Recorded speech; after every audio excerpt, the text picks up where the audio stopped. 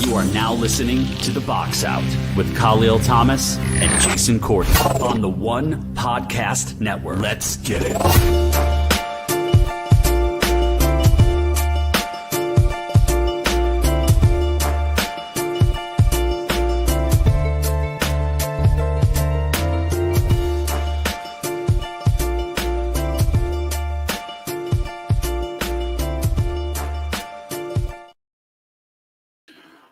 And good evening, everybody. It's The Box Out here on the One Podcast Network. Kahlil Thomas joining you right here in New Jersey. Joining me from Brooklyn, New York. In a few minutes will be Jason Corden.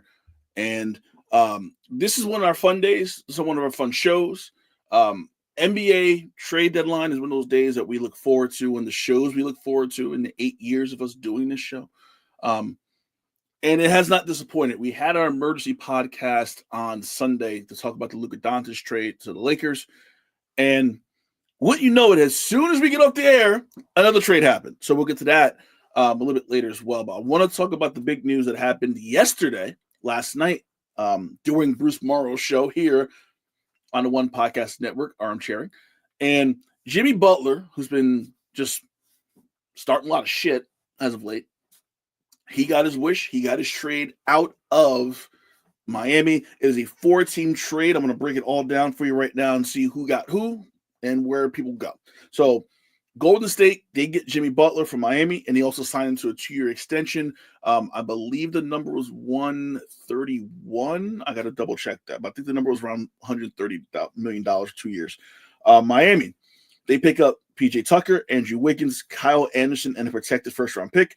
Detroit gets Lindy Waters III, Josh Richardson, Dennis Schroeder, and Utah, because Utah's always somehow in here in the mix. They get KJ Martin, Josh Richardson, and a second-round draft pick. As I bring in Jason Corden from BK. What's going on, Jay? Not much. How you feeling on this? How you feel about the deadline? I feel like it was a whimper compared to how it started on Saturday. Yeah, honestly, I was waiting for the Durant trade to happen. I was waiting for that to pop. And it never did. I was like, okay, well, that was it. So I think the biggest move was Luka's move. I think Jimmy's probably the second biggest move, but that was yesterday. Nothing happened today. We'll get into a lot of the trades that happened today, but there weren't like major names mentioned today or major names that moved. But talk about Jimmy Butler. What did you think of the trade? I think Miami got a pretty good haul for giving up a disgruntled player. I think so too. I kind of agree too. I think Wiggins, these guys are going to learn a lot about heat culture. I think Miami benefits on the long term getting off of Jimmy's contract. But I'm also surprised that Golden State is going to re-up for 2 years and give him 120. I didn't think Jimmy's worth that right now, not at this present time. But they kind of pivoted real quick because the KD thing fell apart. And it looks like KD wanted no parts of going back to Golden State, which would have probably been basketball-wise the best thing he could have done. Yeah, I was shocked that KD didn't move at all. Obviously, him going back to Golden State was probably like him not wanting to admit that he needed Golden State, because that's been the thing this whole time. Since you left Golden State, you've done nothing. Right? You've really done nothing since you left Golden State. So I think that was the issue. But staying with Phoenix doesn't really do anything for you, because you're kind of stuck in neutral with that team. It's not working with you and Booker and Beal. You just traded Nurkic, which was your only real major trade piece. So you're down a big guy. Who do you have to replace him? So not wanting to get out of Phoenix was weird to me. I don't know if it felt prideful than anything else. Yeah, it's like I don't want to admit my best years was with that ex at Golden State. And he didn't want to going back, even though they wanted him back. They wanted him back, but I guess whatever happened with Draymond bothered him. I guess the whole notion that it was Steph's team the entire time. Steph's the reason why they got all those championships. It seemed like very ego driven that he didn't want to go back.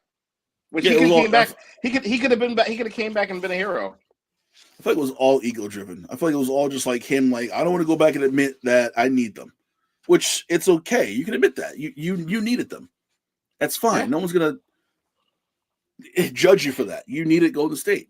The other trade I want to talk to you about happened literally as soon as we got off the air on Sunday.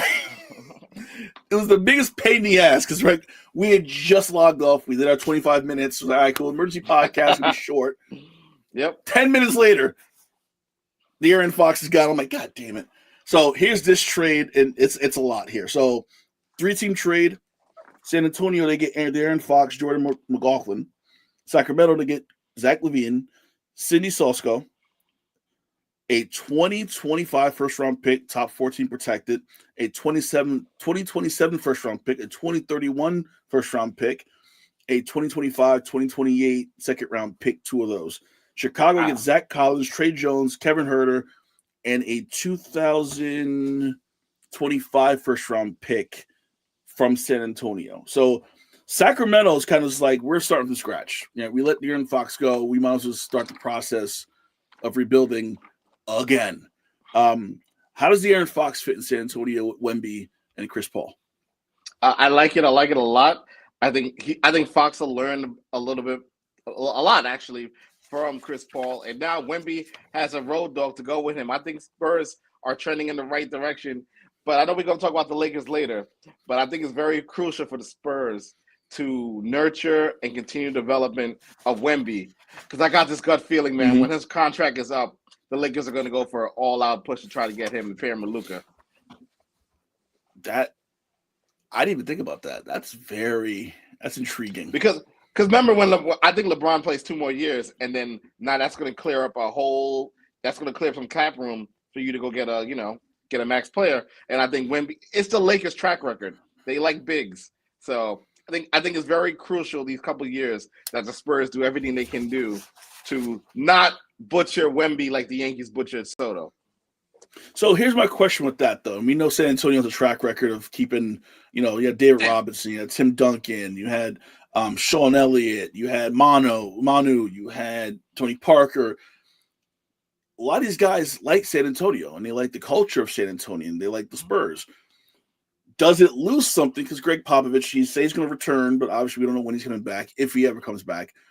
Okay. Does that change without Greg Popovich in the scenario, or is it still the Spurs culture no matter who's there? No, I think it changes because we don't really know who's next in that coaching tree of Pop, who's still there, that's not out there coaching somewhere else. So I definitely think it does. It's something to keep an eye on, especially Luka being an international player, just like Wemby. It's something to keep an eye on. The trade that was announced yesterday as well. Chris Middleton traded from the Bucks. This is also another big deal. The Bucks get Kyle Kuzma, Patrick Baldwin Jr., and Jericho Sims. Good riddance. You suck. A second-round draft pick as well. The Wizards get Middleton, A.J. Johnson, and a 2028 first-round pick swap. The Knicks, they get DeLon Wright and cash considerations. Was this just a matter of Chris Middleton just getting hurt all the time and just like, yeah, he can't trust you. Can't trust you, can't move. You've been hurt the last 2 playoff runs. It makes sense. I don't know how much Kuzma is going to strive in that Bucks offensive system, but it's a move they had to make, and I think it was a fair trade for both sides. Now, can Middleton be bought out? That's the question. I think that's obviously what people are going to think about. Mm-hmm. And if he gets bought out, you're getting a player that he was already coming off the bench in Milwaukee, so he's who he is. He's a bench player now. He's seventh man, 20 minutes a game. He was giving you 12 points a game for 25 minutes. Say, we just need you for 20, 25 minutes a game, and that's it. Go out there and ball out. He can still shoot. He can still catch and shoot. So a playoff team, you might need a shooter, and there's a lot of teams, honestly, in the NBA that could use some more shooters because I feel like all the shooters are in Cleveland right now. And we'll get to them in a second. The other trade, Brandon Ingram goes to Toronto for Bruce Brown, Kelly Olynyk, a second-round pick this year, and a first-round pick from Indiana next year. Brandon Ingram finally gets out of New Orleans. Will he ever be happy? I don't know. Because I'm trying to make sense of it over there in Toronto. So now you got Ingram. You got Barnes, RJ. They have a problem with small forwards over there. So I don't know how happy he's going to be in Toronto a long time. Maybe, him and Drake can partner up and do a track or something. Jesus. Yeah, hopefully not. No, it's weird because you could play RJ at the guard if you really needed to free up that three. But the move I looked at Toronto's roster after this move was done, and I'm still trying to kind of figure out what the direction is for the team and what they're trying to do, because they also traded, and I just saw it, went right past it. There's another trade they made. It might be early today. It just seems like Ujiri doesn't really have a plan. Doesn't have a plan. Like, he got his ring, and now he's like, I got my ring, and I'm just going to kind of do what I want to do and just maneuver and do things that I think is right. That may not make any sense, but that I think is right. Toronto just has no direction right now. Yeah, they're kind of lost already. But like you said, I'll bring in Toronto. He's good for the next 5 more years. The other trade yesterday, the Lakers get the big man to get Mark Williams from Charlotte. They give up Dalton Connect, who I was starting to enjoy, and Cam Reddish, an unprotected first-round pick, which is fun. They still have their first-round pick for this coming year, I think. So with the Luka deal, they didn't give that up. They still have that pick, which is weird, in a 2030 pick. I think on NBA Today they said Mark Williams defensively is not great. He's no Anthony Davis, so they're gonna suffer.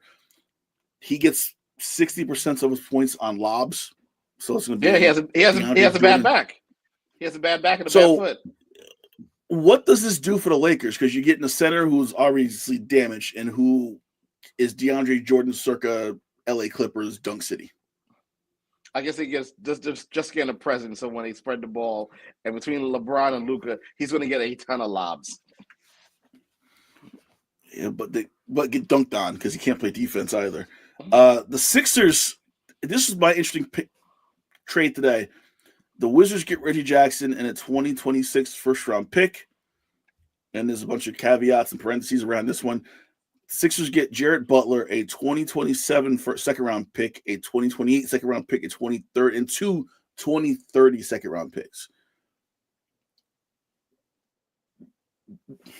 I guess the question is, kind of like New Orleans with Zion, what's the deal with Philly with Joel Embiid? Because I feel like both franchises are kind of in this weird holding pattern where you can't really dump Zion or Joel. You're stuck with both of them. So what do you do around them? They both get hurt constantly. They're both not in great shape. You can't depend on them for half the season. Where do you go if you're the Sixers or the Pelicans? That's a great point. I think more for the Sixers, that at least they know they have others to hold it down. I think the Sixers I think they're playing all this smart. I think they're locked in trying to make the play-in because they figured that, hey, if Joel comes back healthy in time for playoffs, as well as Paul George, I think they feel they can make a run at the 1 or 2 seed in the East. I feel like they can make it a series. So I don't know if that's a winning strategy, but at New Orleans need to tear this whole thing down. They should have got rid of Zion. But my question to you is, what I've noticed is the true contenders made no moves this week outside of.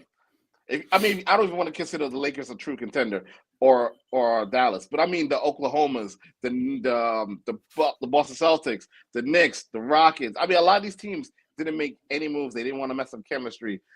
It was, to me, that was a lot more telling than anything else during the trade deadline, because Brandon Ingram, he could have went to a contender and helped them out, but somehow the best package they got was Toronto. Yeah, that's such a good point. I kind of didn't think about that. The teams who are actually in contention for a championship was like, we're good. We're not going to touch our team.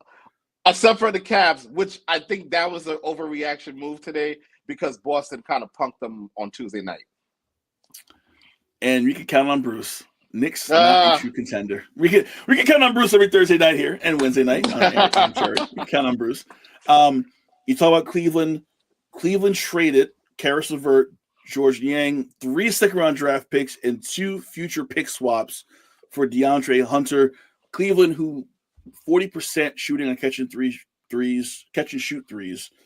DeAndre Hunter's a catch and shoot 3-point shooter, so that's what they got.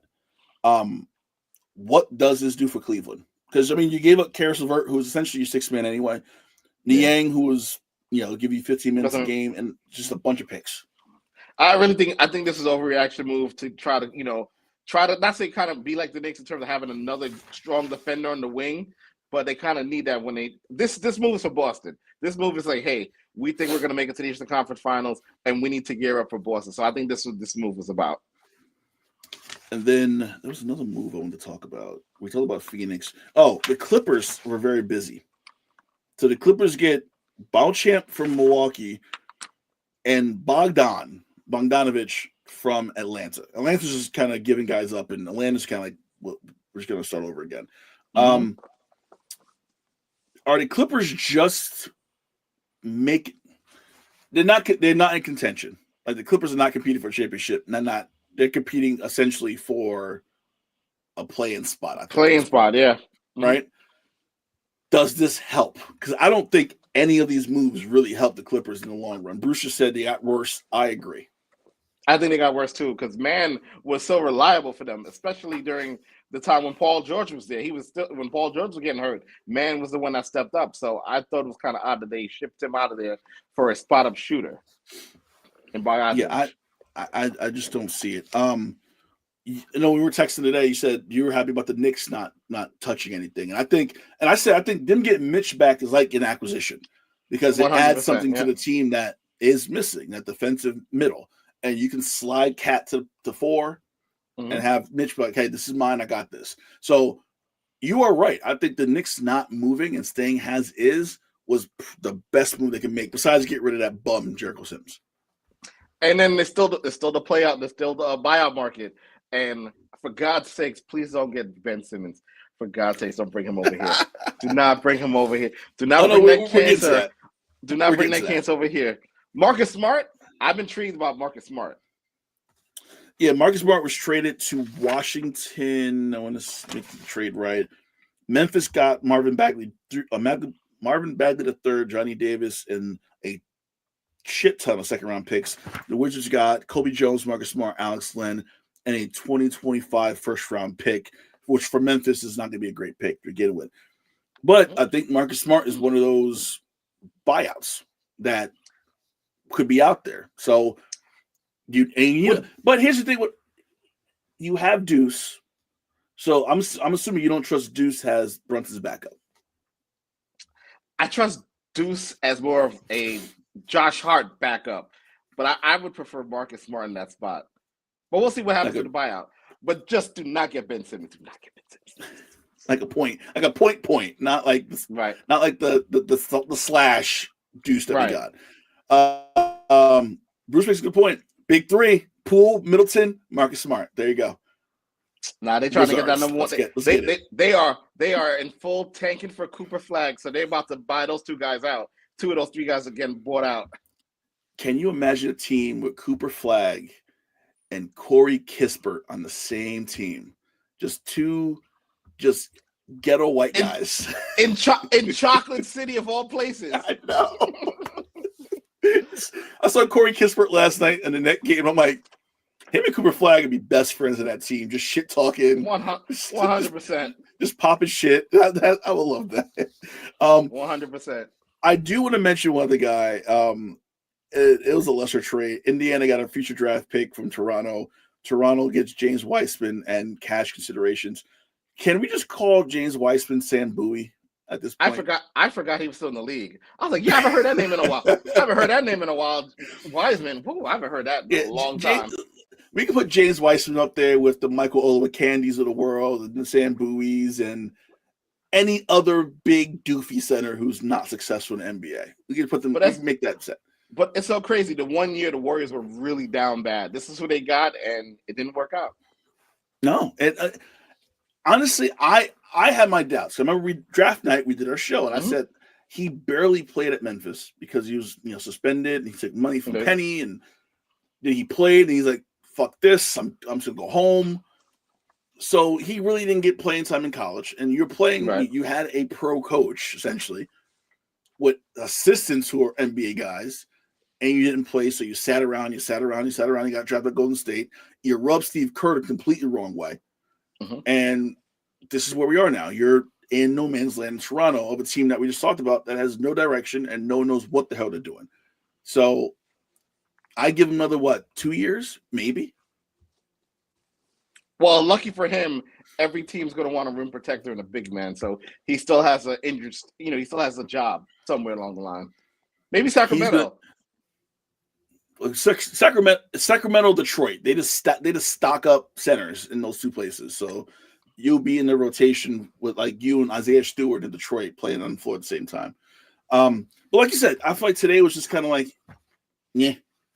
Like usually, like we're hyped up for tonight, and today I was like, I'm like, okay, what happened today? Like who got moved? Oh, okay. Also, Kevin Porter Jr. Also, back to Kevin Durant. No contender wanted him. No, none of the top contenders wanted him. Very telling. Telling. I think that Durant has kind of rubbed the league the wrong way and rubbed a lot of GMs the wrong way. And like, we don't want to deal with that because the day's going to come where he doesn't want to be here. And we don't want that. We don't want that nonsense here because him, Harden, Kyrie, Jimmy Butler, like they hit those days and go, you know what? Good.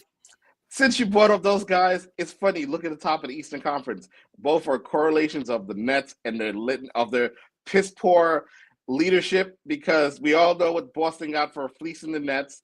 And we also what KD and Kyrie did when they came to the Nets. They ran Sean Marks out, which was one of our favorite coaches.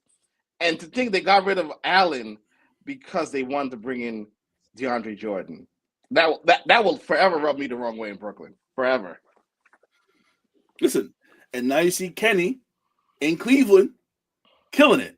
So now you see Sean Marks looking at Cleveland like we had Kenny Atkinson and we let him go because Kyrie didn't want to be coached. Didn't want to be coached. That's kind of what it is. Didn't want to be coached. And Kenny Atkinson coaches, which that's his job. So you're right. The Nets, this just shows the Nets. And the Nets, we're going to talk about Ben Simmons in a second. The Nets won 3 in a row this week. And I was like, no! What are you doing? Like I told you, they're going to win just enough not to get that pick. And they're going to be screwed. And get like, I don't know. Besides Cooper Flag, who was the other guy in the draft that anyone cares about? Like, I don't know. I'm now starting to watch college basketball. I looked at the mock draft the other night and I'm like, none of these guys. No, I think you don't have a lot of players in college right now besides Cooper Flag who can come in and contribute right away. Mm-hmm. You have some projects. You got some guys that would need a year to kind of get their feet wet and then maybe become something. Maybe an all-star. I'm not saying a franchise changer. I think Cooper Flag is, to me, based on, I keep watching Duke. It pains me to watch Duke. But I keep watching. I'm trying to figure out, okay, is this the dude? And I'm starting to really think he's that dude that can like go and change a franchise. There's no one else in this draft coming up that is like that. So it's not as bad as last year's draft that we just shitted on. Right. Because this year we got one guy who's like, okay, I can see it. The rest of them, I don't see it. I don't see it. So the rest of them are all projects, but Cooper goes to the right spot, it'll be game changing. And the right spot is going to be Washington with Jordan Poole and his contract. Well, at least he can hang out with Ovechkin. He can hang out with Ovechkin. Yeah, Ovi. Ovi breaks the record next year, the goal record. Yeah, he'll break that. You talked about Ben Simmons earlier. The Nets are working on a buyout, according to sources. 6 points a game, 7 rebounds a game. Yeah, no, actually, 6 points, 5 rebounds, 7 assists a game, 25 minutes per game. That's where he is now, 25 minutes.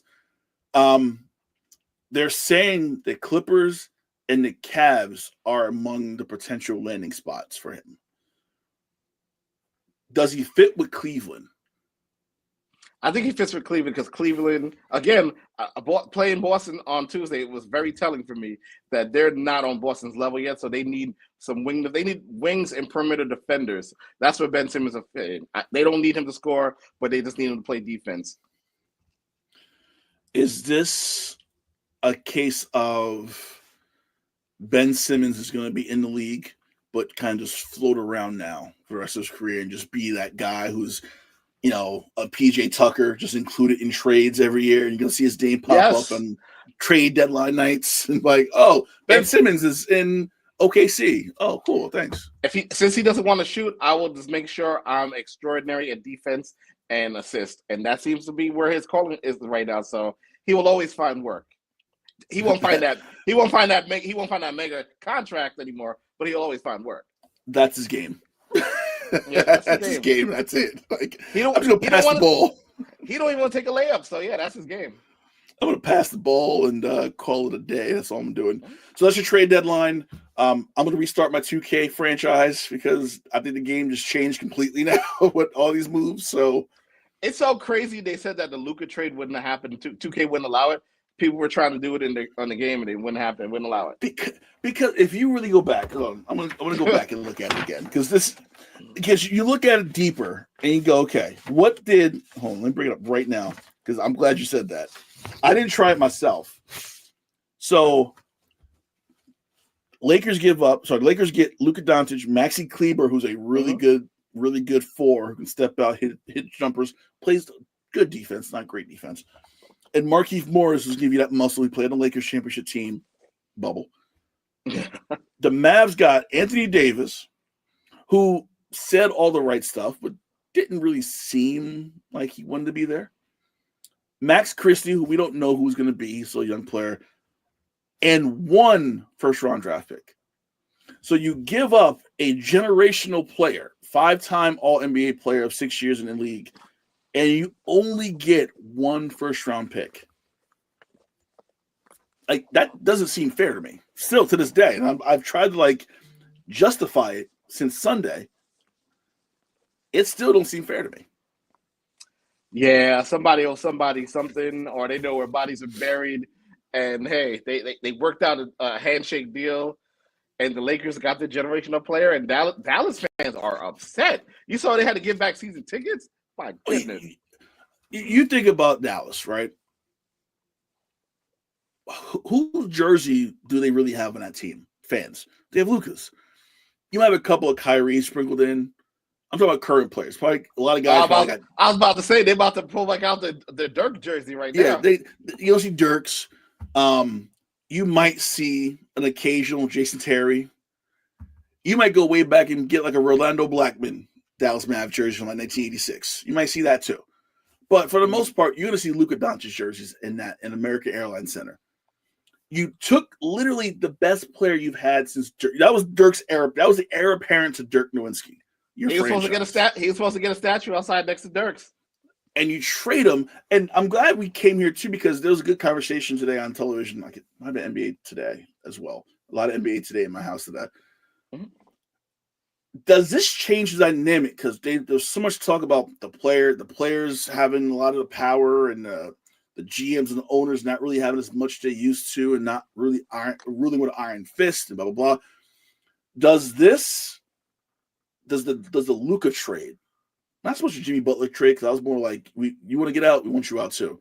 But does the Luka trade kind of start turning that dynamic back to, you better be on your shit because we will trade you. We don't care how good you are.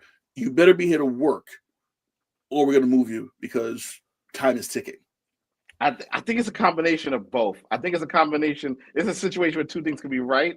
I think this is definitely a wake-up call for players to realize, like the NFL, those supermax contracts are not guaranteed. So now, even though you filled all the qualifications to get a supermax deal, doesn't mean they need to pay you that. So that's definitely something I think the NBA, the CBA, everyone's got to take a look at it, because this definitely gives the owner an out. So now the owners they're using it out. And also, Dallas is a unique situation because there's a new ownership, because there's no way in hell Mark Cuban's doing this. No way in hell.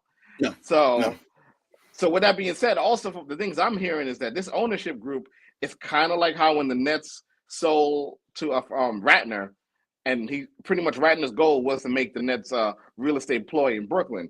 It seems like Dallas might be on the move to Vegas, or vice versa. Something. It's a casino owner. It would make sense. He would probably want to bring the team to Vegas. So that's something Dallas fans need to also keep an eye on. But this is very erratic. But going forward, I think those young players, the Ja Morants, who probably will be eligible for a Supermax in a couple of years, I think this is definitely a wake-up call for guys like him. Bruce in the chat makes a good point. He said the aprons are giving power back to the owners, especially the second apron, which is very true. We're talking about the luxury tax apron, and also why a lot of teams didn't make moves today. Yeah, teams don't want to go to that second apron. Golden State's they're willing to go to the second apron and then some. The Lakers, maybe I don't think Jeannie Buss wants to pay that much money out. You have I think probably Golden State might be the only team. Oh, Boston. That was the second team I was thinking about. Boston's at that second apron already. Boston, Golden State, they're willing to put that money out. A lot of teams don't want to touch that, right? I think the PJ Tucker deal, getting rid of him, the Clippers, brought them down off of that second apron, that was the whole idea. So I think that second apron, owners were like, I don't feel like paying that dollar for dollar thing. Right. We don't want that. All right. So looking at baseball, the Yankees were so long trying not to hit 180. They did not want to hit 180 because they knew that's when the taxes start. But eventually knew we got to re-sign Aaron Judge. We're going to go over 180. And now they're willing to go over it a little bit. The Mets, Steve Cohen's like, I don't give a shit. I'm a billionaire, so we'll go. We print money. We shout out money in Queens. Shout out to Pete Alonso, baby. Pete Alonso, Polar Bear. Put that out there. Sorry. Very excited about that. WNBA news, it's still going on. The craziness is still going on. Marina Mabry, who requested a trade from Chicago, she got traded to Connecticut. She saw the Connecticut Sun get demolished and pulled apart. Connecticut needed a win. They needed a win. And she is requested a trade from Connecticut, and she's trying to get out after seeing that. They just let everybody go. They did get Tina Charles back, which I don't know what that really means. That would have been KD going back to Golden State. But Golden State still has Steph and Dre and Kevon Looney. Connecticut doesn't have anything. They let everybody go. That's the problem. How big a problem is this, though, for Marina Mabry asking for trades like every year? Because she literally just asked for a trade, the tail end of the season, last 2 months of the season from Chicago to get to Connecticut, got to Connecticut, and now she's requesting a trade again. Does any team really want to deal with Marina Mabry at this point? It's one of those things where the female cried wolf, because I feel like asking for a trade out of Chicago is warranted, especially the way they handle Witherspoon. So maybe she didn't like the direction that the team was going in. So that to me seemed fair. But like you said, every year it's a little too much, a little excessive. Yeah, Bruce said that's like KD going back to the Nets right now. I can see that. I think that's more like with Tina Charles. I can see that as well. I think that's a very, very good, astute comparison. And they would, as long as he don't bring Kyrie, they will take him. So Kyrie's never going back to New York. Let's be honest. There was something else that happened. I got to find what happened because I missed it. I think it was at the bar when it happened too, so I got to go back. Golden State Valkyries, the expansion team, apparently they're having trouble getting free agents. Expansion team to start from scratch. Joe Lakeup even said, "Hey, we're a startup. Like, we have new facilities and it's going to be state of the art, but we're a startup."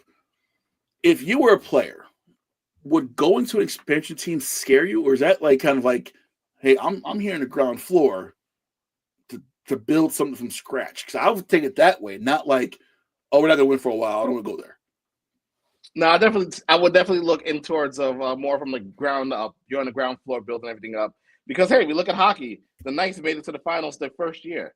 I want to say in football, it didn't take long for the Jaguars and Panthers to make it to the conference championship game. So these things, like, you're on the ground floor, you could start establishing culture. And that will send headways around the league, so more players will come in. I think it's always tough being number one. It's always tough being the first person to come through that door and be like, "Hey, let's build something here." You know how it is. You build it, then they will come. So I understand why they're having a hard time attracting free agents. Give it a couple years, especially as other teams start coming in the league and they're going to follow their blueprint. They'll be fine.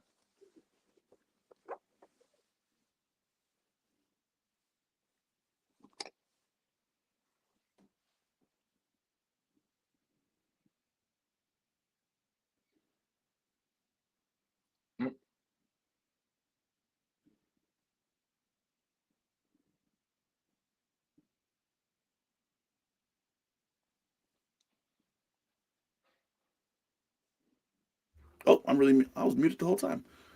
Wow. They're looking for something big. Tiffany Hayes is a good player, but they're looking for bigger than It'll take Tiffany time. Hayes. It'll take time. So I think that's the thing. I feel like people, you want it now. I think that's the culture. I think that's life now. People just want instant gratification right now. We want the free agent right now. We want to compete right now. But like you said, you build it, and even if you don't win, if there's some light at that tunnel, people like, I see something, I want to go there.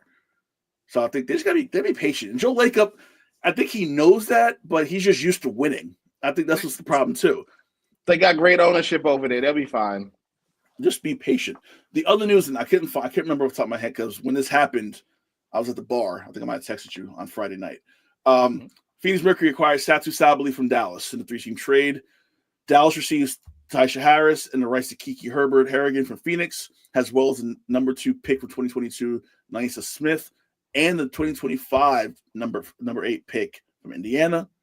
Indiana gets Sophie Cunningham and the 19th pick from Phoenix. And then Phoenix gets Kalani Brown and the rights to point guard Sergei Unzum from Dallas. So Sabally requested a trade too. Not Marina Maber like that. But she was done with Dallas because she saw Dallas wasn't really going anywhere, really wasn't competing. They fired their coach, which I thought was really just not great because the coach brought them to the second round of playoffs last year, struggled this year, and you let him go. So I think Sabally going to Phoenix, does she replace Brittany Griner in the grand scheme of things? I'm not sure if this is like a replacement. It's more like a patch. Like it's a patch fix. So it's not a replacement, but it's a temporary, we'll see what happens. Especially with the draft coming up. We'll see what happens. And then Liberty, we signed Kennedy Burke, who started 3 games last year. So I think that's a good addition. You want to keep some continuity, especially since you lost Courtney Vandersloot, who Bruce is going to say in the chat is washed. I'm waiting for that Courtney Vandersloot washed comment in the chat right now. NBA draft lottery. Well, NBA All-Star draft. I got to say that. All-Star draft was tonight, and I cared. All right? I cared about it. I thought Chuck won the draft. Yeah, because I'm gonna go through the teams real quick. So Shaq got LeBron James, Steph Curry, Anthony Davis, Jason Tatum, Kevin Durant, Damian Lillard, James Harden, Jaylen Brown. That's Shaq's team. Team Kenny, Anthony Edwards, Jalen Brunson, Jaren Jackson Jr., Jalen Williams, Darius Garland, who hit a half-court shot to win the game last night. It was a great shot. Evan Mobley, Cade Cunningham, Tyler Herro. A lot of guards on that team. Chuck got Nikola Jokic, Giannis, SGA, Wembanyama, Pascal Siakam, Sengun, my guy, Karl Anthony Towns, and Donovan Mitchell. Bruce thinks it's scripted. What do you think? I think Chuck's team is going to win this whole thing. So let me get this right. So they all drafted 3. There's 3 teams between Kenny, Chuck, and Shaq. Plus the winner of the Rising Star Challenge. Yes. Gets cool. Because that 4th Interesting. I might be intrigued to watch this year. And then the rosters for the Rising Stars was drafted by Tim Hardaway, Mitch Richmond, Chris Mullin, which brought me back to my childhood. Run TMC. Run TMC, yeah. That was my childhood. So Tim Hardaway got Kason Wallace, Jaime Jaquez, Grady Dick, Anthony Black, Risher, Alex Sarr, and Tristan De Silva. Mitch got both Thompson brothers, Cobley, Scoot Tuman, Eves Missy, and Bub Carrington. Chris Mullin got Stephen Castle, Dalton Connect, Jalen Wells, Keontae George, Zach Edey, Trace Jackson Davis, and Ryan Dunn. I think Chris Mullin won this one. Oh, Bob, I think so too. I think Mitch got both Thompson boys though. Them boys are the truth. So I don't know, but I think Chris Mullin got that. So of these teams, one of these teams will play the 3 other All-Star teams. This whole format still sucks to me. Has it changed at all for you or no? No, but I get it. It's one of those things where they try to make it interesting. Because I can tell you what, I haven't watched NFL Pro Bowl like ever. Really? Never? I mean, maybe like not just like back in the days. Back in the days, I haven't like maybe like 15 years. I haven't watched the NFL Pro Bowl. I'm more intrigued about who makes the team. I'm not watching the game. You're not watching them play flag football for 3 hours? Exactly. I'm not watching them play flag football. But at least in the NBA is trying. I just don't know. Like, I was shocked that when Caitlin didn't want to be in part of the 3-point contest, that she didn't want to do that challenge. Yeah, her reasoning was she wanted to be her first 3-point shootout to be at the WNBA All-Star Weekend, which I get. I understand that. Like you want to showcase your skills with your folks. Okay, and you want to bring eyes there and not eyes to the NBA, whatever. So I get it. I'm not completely happy about it, but I get it anyway. NBA All-Star Weekend is not dead, Bruce. I mean, it's you too, not you too. If we're doing a casket match, it's damn near halfway shot. It's almost right there. So there's nothing about All-Star Weekend that like gets you excited. Not anymore. Not anymore. I blame LeBron. I blame LeBron for never doing a dunk contest. You know, I could see that. I guess. I think the 3-point shootout used to do it for me, but even then, I'm like, yeah. The last year with Steph versus Sabrina, that got me excited. I'm like, that was intriguing to me. I'm like, huh? Because if Sabrina beats him, that's big, and it was close. She almost had him. But besides that, you're thinking about. I'm trying to be a cheerleader for the NBA, and I can't because you're right. I think you and Bruce are right. I think the weekend is kind of mid at this point. Like even the celebrity games suck now because the celebrity game doesn't really have celebrities. It's like no one I know. And then next year it's going to be on ESPN, man.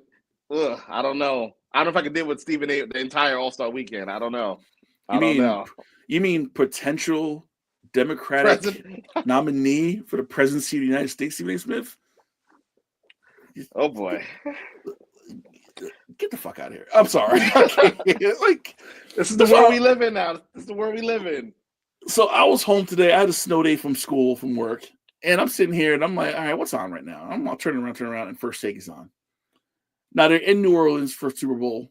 And I'm like, I should watch this because, it'd be kind of cool to watch. Like, they get people coming in, like old football players, hawking castor oil, motor oil, or some shit. And I'm like, right. I can't because he's like Stephen A. to me. I was the biggest Stephen A. Smith fan growing up because I'm like, I was a writer. I wanted to be like, I'm like, oh, that could be me one day. Right? And you probably felt the same way. You're a writer as well. Right. You saw him growing up. You're like, oh, okay, Stephen A. Smith doing something. Now it's like, I don't want nothing to do with you. And I don't want to be you at all. You're what's wrong with me. It's the old classic line, man. Long enough to become a villain. Born a hero, become the villain. He's what's wrong with media today. And the reason why I don't do as much as I used to because I'm like, that's what they want. And I'm like, I can't be that guy. And that's the problem. They want the Stephen A. is becoming the Camerons of the world. Oh Jesus! Wow. And that's what it is now. That's what they want. Listen, I'm okay being Jim Jones. I'll be that dude. So before we get to St. John's, Mike Woodson set to leave and resign from Indiana at the end of the season. Was this a matter of, and once again, older coach coming in, the landscape of college athletics has changed. You're not just a coach, you're like a GM, and you're like, player personnel. And it was too much for someone like him who just wanted to coach at his alma mater. Yeah, it's funny we talk about this, especially you watch Duke, you watch a lot of these other programs. They moved off of their longtime coach, and now they're bringing in someone younger. So I think Indiana is probably following suit. For some reason, it's working at St. John's. I'm happy to see St. John's back, but overall, if you look at the landscape of college basketball, it's a change in the guards. It's a change in the guards throughout all the conferences. The older 10-year coaches are getting up out of here. They don't want to deal with the NIL. They don't want to deal with, like you said, being the GM. and then you still got to go on the recruiting trail, and then you got to make sure the guys are making the grades. That's too much work. Talk about St. John's at Big East Media Day. I was there, and Patino was talking about NILs, and that was a big question. And obviously, players, coaches were being asked about NILs, and he said the players should be paid. Like, I don't have a problem. I've been a proponent of this for years and how they should get a portion of it. There's a story on ESPN. The SEC distributed $52.6 million per school in 23-24. So that's your evidence as to why players are getting paid and why they should get paid. For Patino, Calipari to a point, I'm not going to give him credit because he's a scumbag, but Patino's adjusted the most to this and said, come on, like, let's give him some money. St. John's, you say you watched the whole game, St. John's Marquette. What did you see? Yep. I thought it was they're legit. I think they're going to win the Big East. I like the size. They definitely bought in from last year. Towards the end of last year, they played a lot better. So they definitely completely bought in. I think they're going to be a projected 4 seed in the tournament. Mm-hmm. I know this is the most wins in the conference in like maybe 25 years since 2000, I think. Yeah. This is the best they played. So I think I like the size. And it's the first time there. Mm-hmm. It's going to be the first time. So they were going to have to be the number 1 seed going into the Big East tournament, no?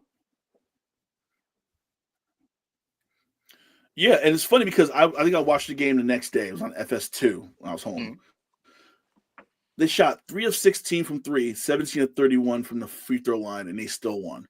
So they were not good at all, and still pulled the win out. Pulled the win out. They banged it. They banged it low. I mean, I think when they're prime, you're gonna see more of what they did to Georgetown, where they're really relentless on defense. That's one thing that seems to be their calling card. So when they have bad nights like they did against Marquette, the defense still picked them up. So I want to look at bracketology. This is from the 4th, which was Tuesday, and see where Joe Lunardi has St. John's. St. John's is in the East region. I think he has them. No. Where's St. John's at? Probably in the. I don't see St. John's. Oh, there you go. They would be in the South region. Yeah, they're projected to be a 6th seed as of Tuesday. And that was Tuesday because they played Tuesday. They played Monday or Tuesday. What was that Marquette game? Monday or Tuesday? It was Tuesday. Because I was watching that more so. Yeah, it was Tuesday. So this is Tuesday at 10:30 a.m. So this is before the Marquette game, which is another quad 1 win that they got. So they definitely, like you said, a 4 seed. I think that's probably where they get bumped up to. Based on this too, and I'm glad I saw this because I saw this on ESPN.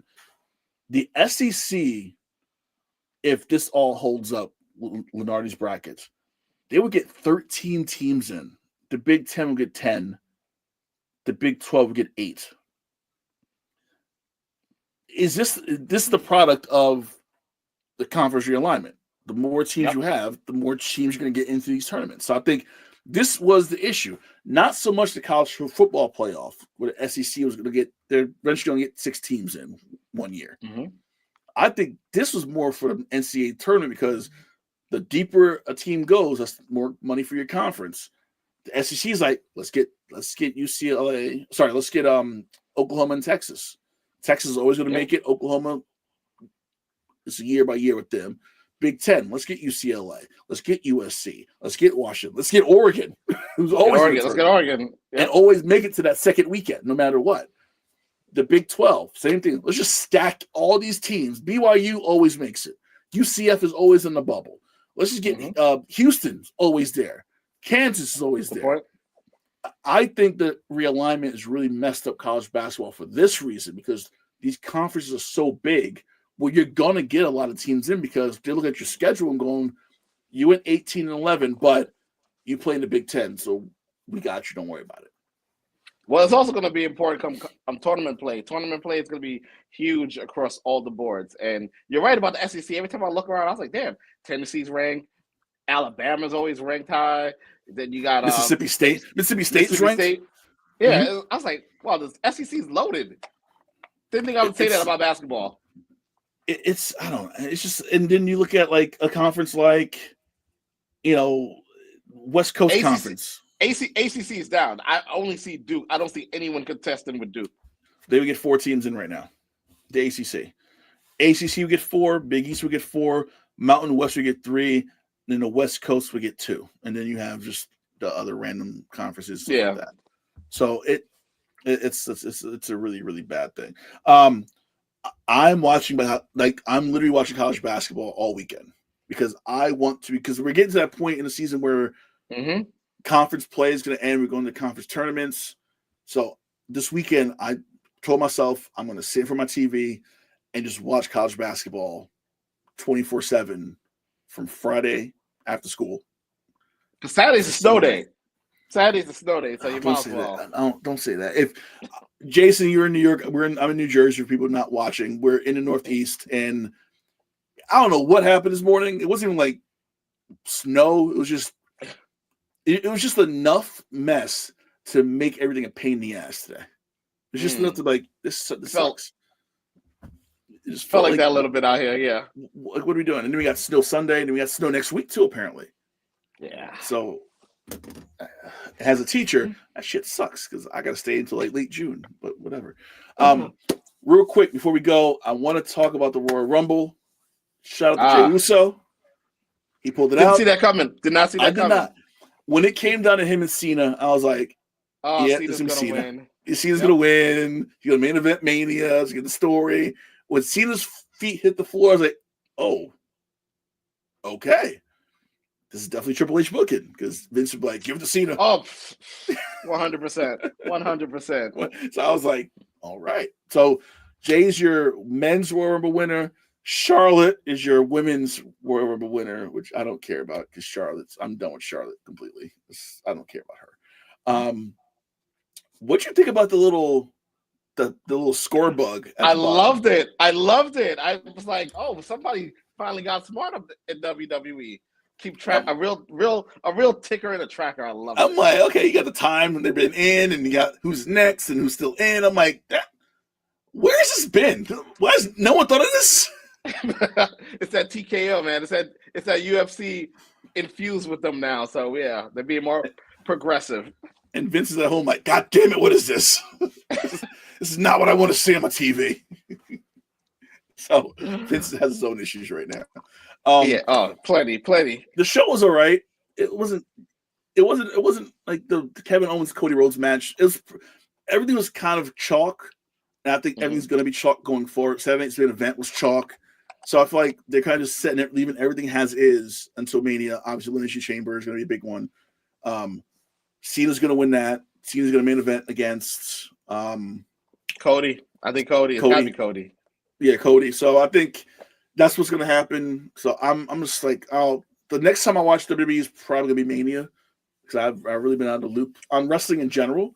I've been watching a lot of videos on AEW. I will say this. Toni Storm dressed up as Mariah May last night was amazing. I have to look that. I'm going to look that up. You have to watch on YouTube. Because I caught the video midway through because I was doing something, but I had it on. And I looked, I'm like, oh, Mariah May's out the ring. She's like, who's that in the ring? I'm like, that's Toni Storm, dressed up like her, blonde hair. I'm like, oh my God, she's really good at this. It's crazy because when she was in WWE, she had showed no personality, none. I think she was capable of all this. And I will say this about AEW because I did watch half the show. I'm going to watch the other half of the show tonight. It seems like the storylines are getting a little better. The Death Rider John Moxley thing I'm done with that. That's over. I think Toni Storm Mariah May is interesting. I think the battle for the belt because you have Jay White, you got Hangman, Christian has like a guaranteed title shot that you don't know when he's gonna pull that out. Swerve and Ricochet shocked me because I'm like Ricochet has like a personality too. Like Ricochet being just a nerd. Like okay, this works.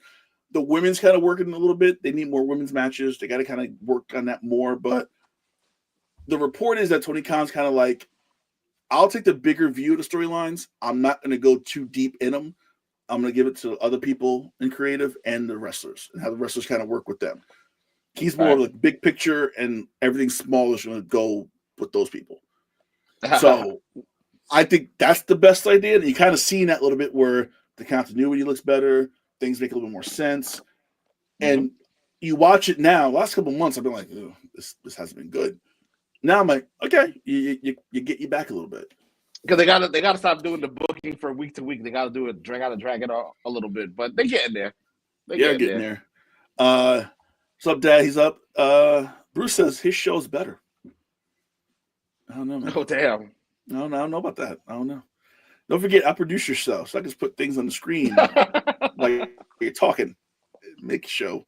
But anyway, that's our show on a very, very, very, very, very, very, very dead deadline today. I'm very upset. It's like, who gives a shit? We'll be back next Thursday night, maybe. I have a report card night next week, but it might be remote, so I don't really know what's going to happen. We'll keep you posted. It's Thursday or Sunday. We'll see what happens. Bruce will be back next Wednesday night, 8 p.m. with Armchairing. Political show that's starting. I'm looking at a April date. We'll give you more details about that's coming up, and make sure that the One Podcast Network has lawyers on hand just in case. When just you're remember the word allegedly. You can't get sued if you say allegedly. When you're part of the resistance, shit happens. So let's see what happens with this show. So for Jason Court, I'm Kahlil Thomas. Thank you so much for watching. We'll see you next week. Peace.